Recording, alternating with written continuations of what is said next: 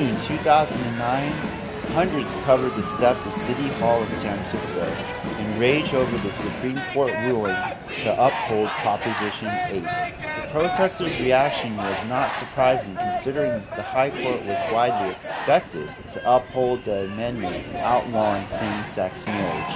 Today I feel that it was a small step back, but a huge step forward with the weddings not being amended.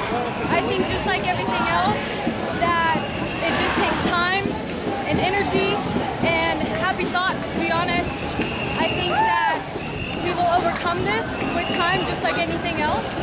And I also think that we need to go back to basics, which we were taught when we were young, which is treat others how you want to be treated. The protesters' reaction was not surprising considering the High Court was widely expected to uphold the amendment following same-sex marriage. From San Jose to Sacramento, small groups rallied to show everyone their frustration and perhaps hoping that the High Court sees the inequality and fairness of this amendment. I felt very disappointed today. There are a lot of contradictions because they upheld Proposition 8 and at the same time, the judges don't want to lose face and they want to, make the marriage stick. So there are a lot of contradictions, and it makes me feel like a second-class citizen. I mean, it's horrible. Immediate reaction was just to move out of California. There are many states that are more progressive than California.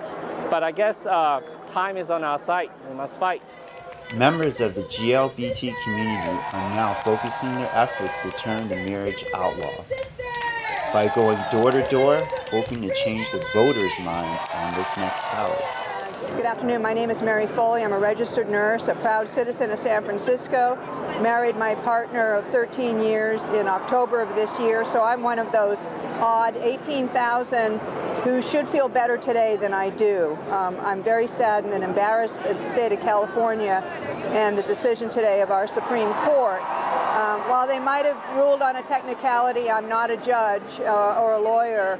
What they ignored overall is the real question of equality. And a little bit of equality or equality for a few of us makes no sense. It's equality for all, and that's the strategy now that will unify this campaign.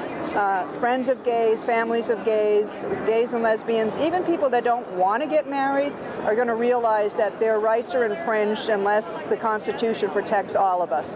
So the goal now, I know, will be to be political, will be to educate, will be to organize, will be to fundraise, and politically move this to the ballot, move this to the voters. Again, of course, let the courts rule if they can use their wisdom.